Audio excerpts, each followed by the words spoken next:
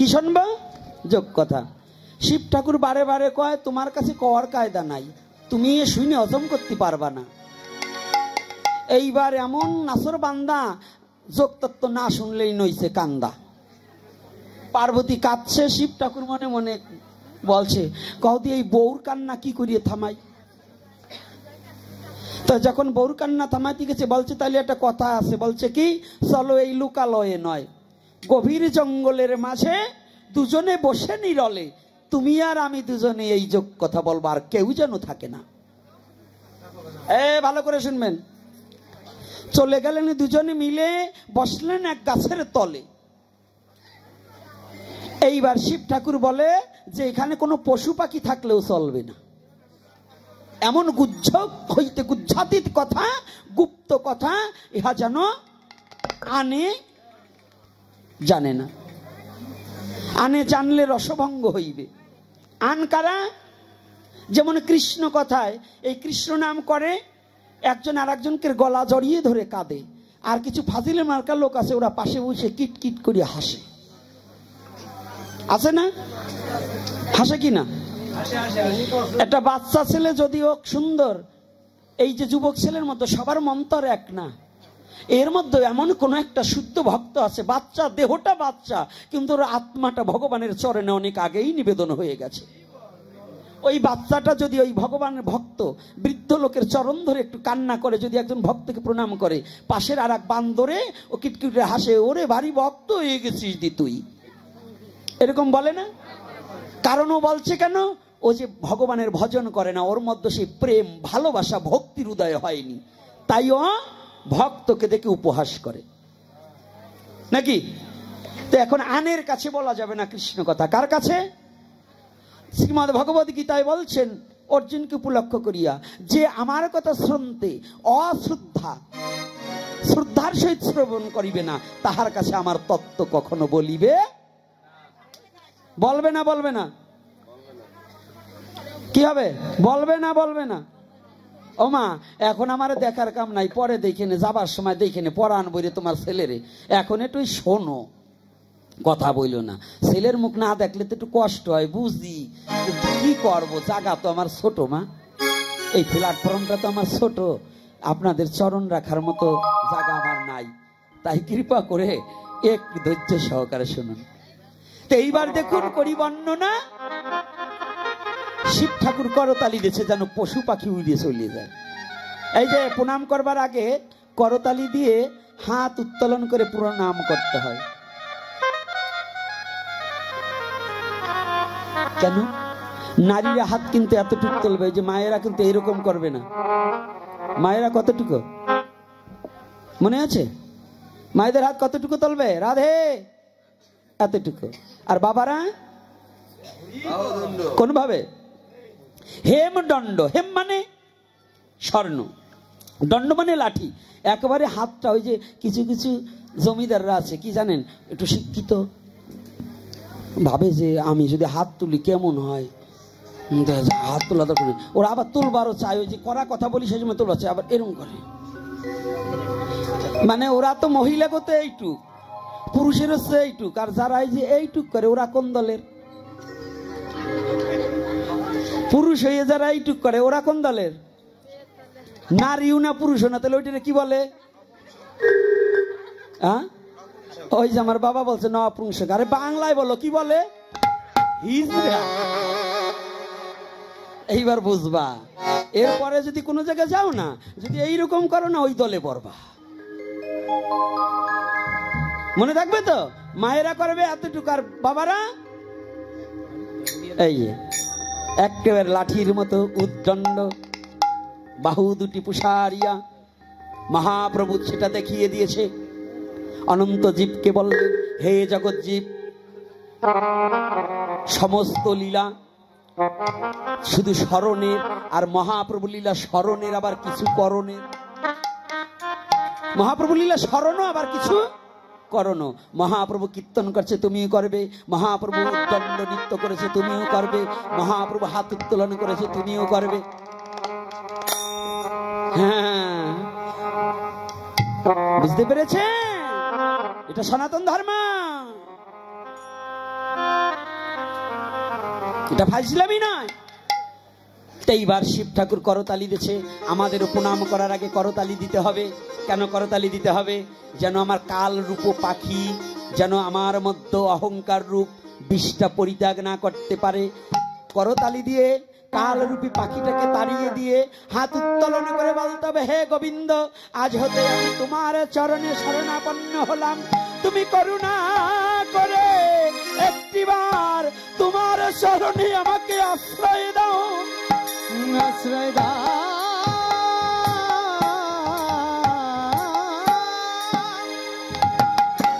মনে থাকবে তো?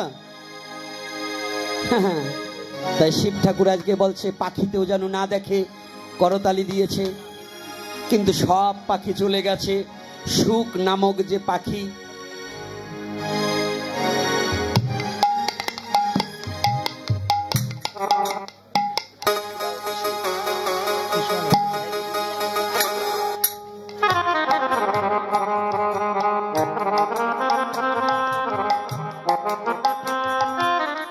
সুখ নামক যে পাখি ছিল, যখন শিব ঠাকুর করতালি দিল তখন ওই পাখিটি ঘুমান্ত অবস্থায় ছিল, ঘুমিয়ে রয়েছে। ঘুমালে পরে কিন্তু মানুষ মরা, তাই না বাবা? ঘুমালে মরা না? পাখি যখন ঘুমিয়েছিল শিবের করতালি টের নাহি পেল, ঘুম অবস্থায় রইল। শিব ঠাকুর ডাক দিয়া পার্বতীরে বলে, আমি যত কথা বলবো হুদি বা তার ফলে। কথার একটা সায় দেবে। কি দেবে? সায়। কি? কথা বলার সাথে হ্যাঁ এইগুলো হচ্ছে সায়। কথার এটা কি সায় না? এই যে আপনারা বলেন হ্যাঁ ঠিক, এক জায়গা যাই তো বাবা ঠিকের সাথে আমার পার্টি বন্ধ হয়ে যাওয়ার কায়দা। একটা ছেলে ছোট, সে কথা বলি ঠিক ঠিক মানে লাভ দিয়ে ওঠে। বাবা একটু ভয়, ও কে শোনে, মানে ওর এত আনন্দের উদয় হয়েছে, ও লাভ দিয়ে ওঠে। তাই এখন ছোট শিব ঠাকুর বলছে তুমি আমার কথা একটু সায় দেবে। বলছে কি বলবো? বলছে হ্যাঁ বলবে, বলবে।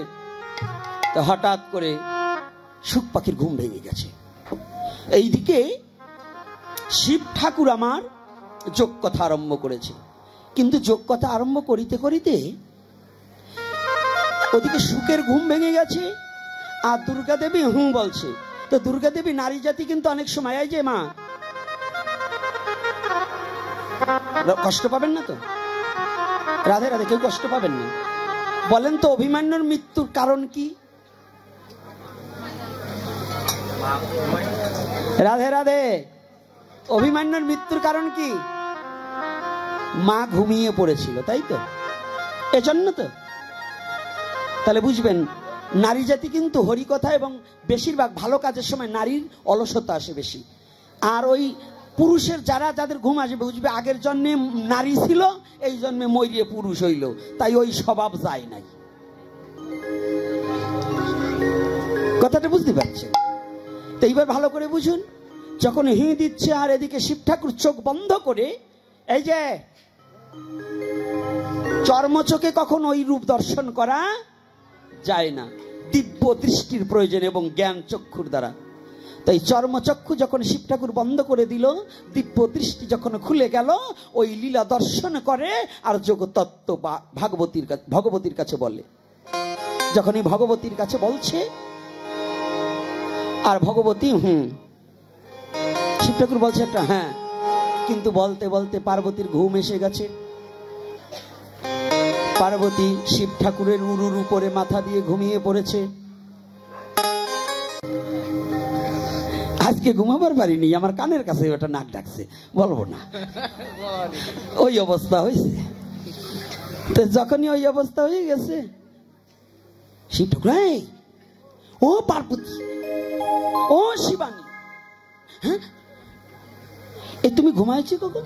কই আমি যে কখন ঘুমাইছি আমি তো বলতে পারবো না। বলছি তাহলে এই যে হু দিল কে? আমার কথার সায় দিয়েছে কে? ওই মা তো এখানে তার কেউ নেই। হঠাৎ করে শিব ঠাকুর উত্তর নয়নে যখন চায়, দেখতে ওই ডালে একটা সুখ পাখি বসা রয়। শিব ঠাকুর করছে চিন্তা যে যদি এই পাখি দিয়ে সবাইরে বলে দেয়, তাই তো যোগ তত্ত্ব ফ্লাশ হয়ে যাবে, প্রকাশ হয়ে যাবে, তো ক্ষতি হয়ে যাবে, অভক্তের পাত্রে পড়বে। তাহলে এইটা কি করা যায়? এদিকে আবার কৃষ্ণ দ্বৈপায়ন বেদব্যাস বহুদিন হইতে সাধনা করিতেছে। মা বিচিকা মানে ঘিতাচি যিনি, তিনি সাধনা করছে, প্রভু এমন একটা সন্তান দাও যে সন্তানের দ্বারা আমার অব্যক্ত কথা যেন বিশ্ব জগতে ব্যক্ত হয়। বিচিকা বলছে, হে গোবিন্দ, আমাকে এমন একটা সন্তান দাও যে সন্তানের দ্বারা বিশ্ব জগতে হরিনাম প্রচার হয়।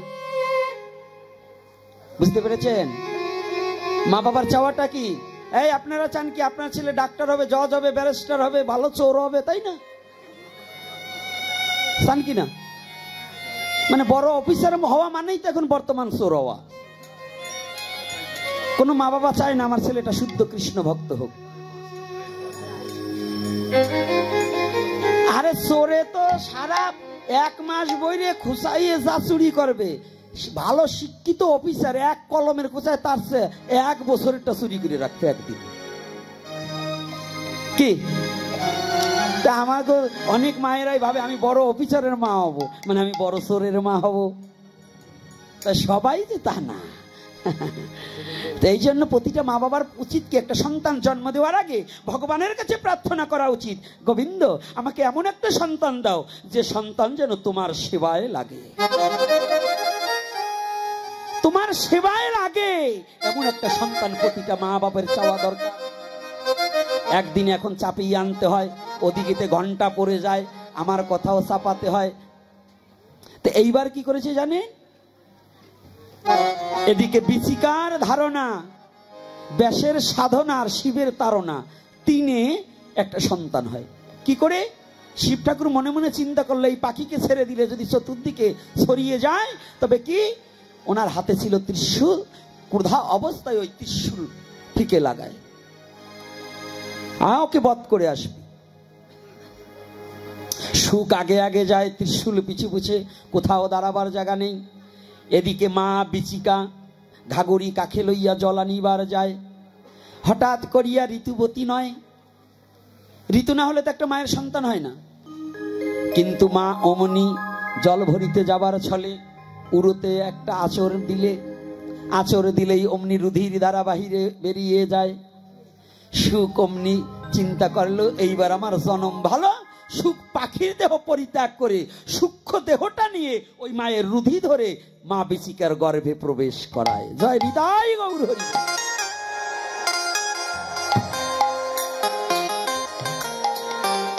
যখন গর্ভে প্রবেশ করলো মা কিন্তু কয়েকদিন পরে বুঝতে পেরল।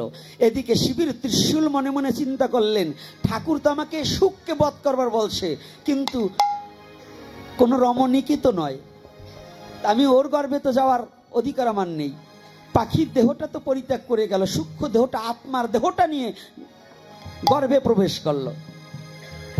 এদিকে কিছুদিন গত হয়ে যায়, গীতাচি কিংবা বিচিকা ব্যাসদেবকে ডাক দিয়া কয়, কি বলছে? হে স্বামী প্রাণপতি, তোমার চরণে আমার মতি, আটকা সুসংবাদ রয়, তুমি যেন বিশ্ব জগতে বাবা হবে, এই আনন্দ সংবাদ রয়। তুমি বাবা হবে, আমি সন্তান সম্ভব। হঠাৎ করে ব্যাসদেব তখন দুটি নয়নের জলে ভাসে, প্রভু অনেক দিন পরে আমাকে আজকে একটা সন্তান দিলে। ব্যাসদেব এইবার মনে মনে চিন্তা করে, আমার পিতা হয়ে কি করণীয়। সংক্ষিপ্ত করে দিচ্ছি, এই আলোচনাটা 3 দিন আলোচনা করলেও শেষ হবে না। শেষ হবে? ভগবানের কথা কি শেষ হয়?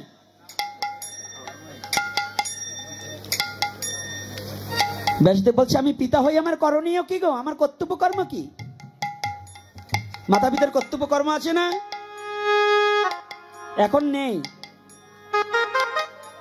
ব্যাসদেব বলছে, আমি পিতা হয়ে কর্তব্য কর্ম করব কি? আসো আমার এই, আমি যে সারা জীবন ভরে ভগবানের লীলা কথা লিখেছি, এই ভাগবতীয় কথা, আমি পিতা হয়ে তোমাকে শ্রবণ করাবো।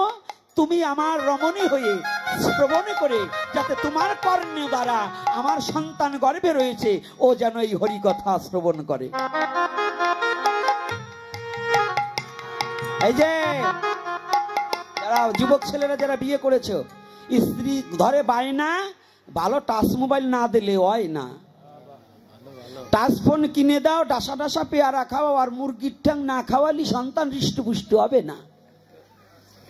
ওই যেগুলো গর্বে বাচ্চারাই কি মুরগি খাওয়া, ওইটা ওই সন্তান বাইরে বাইরে, ওই মুরগি যেমন এক জায়গায় দাঁড়াতে পারে না, আর ওই যে মুরগি খাওয়া সন্তানগুলো পৃথিবীতে আসে, ওরা ওই এক জায়গায় দাঁড়াতে না, কুরকুর করে বেড়ায়। ওদের কোনো ধর্মকর্মে মন লাগে না। এজন্য সনাতন ধর্মে করেছে বর্ণনা, গর্ভে সন্তান আসলে নারীদের মাংস খাওয়া চলে না। রাগ করছেন নাকি কর্তারা? আর করলেও কিছু ভয় নাই। যারা পোল্ট্রি মুরগির ব্যবসা করে, কয় গুসাই আমাকে ব্যবসা রসাতলে দিবার ব্যবস্থা করে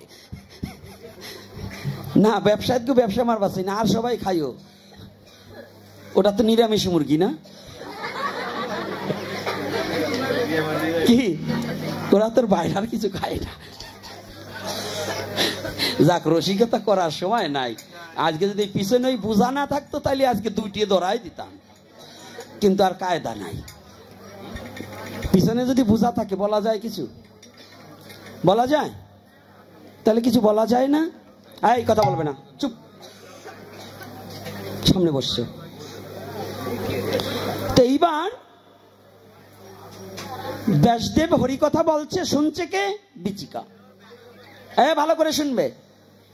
এই হরিকথা যখন শুনছে, গর্ভে বসে সুখদেবের তত মায়া পরিত্যাগ হচ্ছে। এইবার একে একে সন্তান পৃথিবীতে আসে না, সুখদেব নিজে ইচ্ছায় আসে না, গোবিন্দকে করছে বর্ণনা, গোবিন্দ আমাকে এত তাড়াতাড়ি পাঠাইও না, যদি আমাকে বিশ্ব জগতে পাঠাও, আমার পিতার বদন হইতে হরিকথা আর আমার শোনা হবে না। তো এইবার যখনই ভগবান সুখদেবকে নির্দেশ দিলেন, 16 কলা পূর্ণ হয়ে গেছে, এবার তুমি প্রবেশ করো। গর্ভে থেকেই সুখদেব পূর্ণ ভাগবত হয়ে গেলেন। রাধে রাধে। যারা আমরা বলি আজকাল অমক পণ্ডিত, অমক শিক্ষিত, M A, double MA, BA, এই আসতে কথা বলো, কেন কোনো কথা হবে না। এই সার্টিফিকেটের কোনো প্রয়োজন নাই। শ্রীল সুখদেব গোস্বামী কোন ভার্সিটিতে লেখাপড়া করছিল? করেছে? কোন পাঠশালায় গিয়েছে? বাবা গিয়েছে? সুখদেব গোস্বামী কোনো পাঠশালায় যায়নি। তাহলে সে ভাগবত বক্তা হলেন তাও কোথায়? হরিদ্বার ব্রহ্মকুণ্ডে, সরস্বতী নদীর পারে। এত বড় একজন বক্তা, সে কিন্তু জীবনে কোনোদিন স্কুল কলেজে যায় নাই। সূক্ষ্ম দেহটা নিয়ে, এই কি খাচ্ছ? এই মা কি খাচ্ছ? ওঠো, এই ওটা ঠেলে নামাও। ও হরিকথা শুনবার আসেনি, ও খাবার হয়েছে।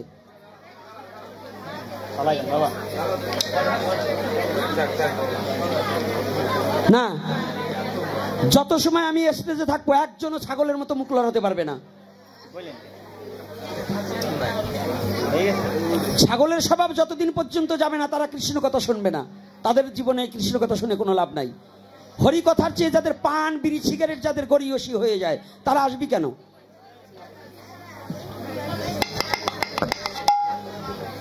এত সময় বসে যে আলোচনা করলাম যে পান খেলে মুখ ধুয়ে আসতে হয়, আর সেই অকামগুলোই আমার সামনে বসে করবে, এটা মেনে নেব কেন? তাহলে শুনুন, এই বিশ্ব জগতের মাঝে একমাত্র মায়া ত্যাগ করতে হলে হরিকথা শ্রবণ করতে হবে। আর সনাতন ধর্মে করেছে বর্ণনা, সন্তান গর্ভে আসলে প্রতিটা মা বাবার প্রয়োজন, হরিকথা ছাড়া আন কথা শ্রবণ করা যাবে না। এই মায়েরা বাবারা ভালো করে শুনুন, যারা এই যে বুড়ো হয়ে গেছে ওকে গাছেও ধরবে না, তলায়ও পড়বে না, ও কটা নিয়ে আমার চিন্তা ভাবনা নাই। কিন্তু যারা বিয়ে করছো, বাচ্চা কাচ্চা হবে, যারা করো নাই করবা, তাদের জন্য কথা। যা ভুল হয়ে গেছে ওটা নিয়ে আমার কোনো কথা নাই, যা সামনে আছে তাই নিয়ে কথা। প্রতিটা সন্তান সম্ভব হলে নারীকে কোনোদিন মাংস খেতে দেবে না, মাংস পরিত্যাগ করবে।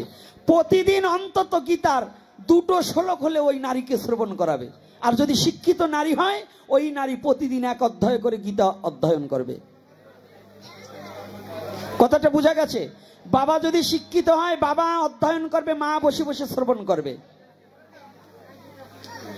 আর স্বাদ ভক্ষণের সময় মাছ টাছ দিয়ে স্বাদ ভক্ষণ করা যাবে না। এই কি হয়েছে কথা শোনো, এখানে কেন আসছো? মাথার ঢাকা।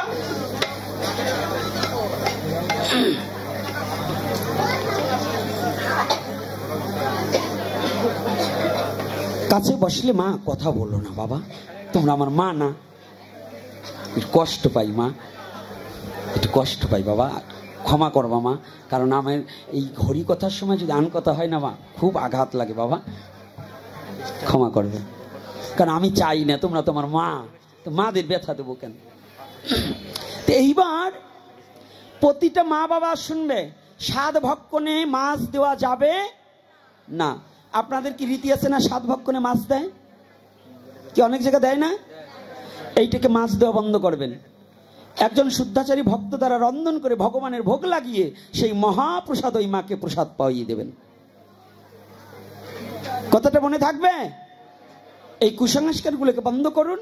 আপনারা বৈষ্ণবীয় এবং ভাগবতীয় রীতিনীতি পালন করার চেষ্টা করুন। ভাগবতীয় রীতিনীতি পালন করার চেষ্টা করুন। আর যারা যারা এই যে যুবক বাবারা মায়েরা যারা আছেন, আমার কথাটা হচ্ছে এখানে শ্রীল সুখদেব গোস্বামী 16 বছর রইলেন সূক্ষ্ম দেহ নিয়ে। শক্তির কথা, ভক্তির কথা, জন্ম জন্মের মুক্তির কথা, জীবনে